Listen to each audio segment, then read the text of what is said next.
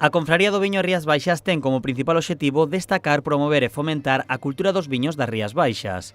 Partindo desta premisa, dende a Confraría recoñecen cada ano aquelas persoas que realizan unha tarefa importante relacionada co sector do viño. Esta fin de semana, en Vilagarcía, a Confraría investiu os seus novos confrades. No 16º capítulo celebrado pola Confraría, os nomeados foron María José Montemuiño, Olga Verde, a xerente da adega Retoral do Umia, o presidente de Tuneureca, Manuel Jesús García, o responsable da xerencia de Agro de Bazán, Adolfo Picáns, e José Manuel Sanjurjo. Ademais, José Luis Villanueva, o presidente dos parquistas de Carril, recibiu o nomeamento de confrade emérito, e José Hilario Díaz, o presidente da Confraría das Illas Canarias, foi investido como confrade de honra. Y por el honor de formar parte de la cofradía.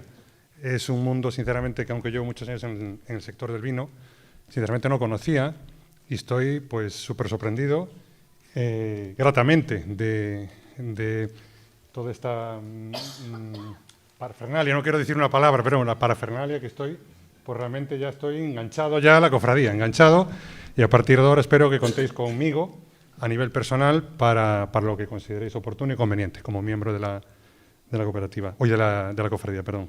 Precisamente no acto tamén se asinou o irmandamento coa Confraría do Viño de Canarias.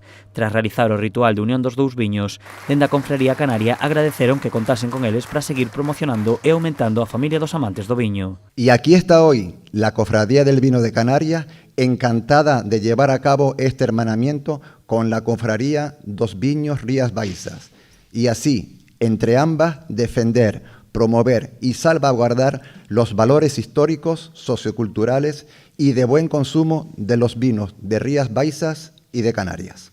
A cerimonia de investidura asistiron un total de 37 confrarías chegadas de Galicia, pero tamén do resto de España, así como dos países veciños de Portugal e Francia.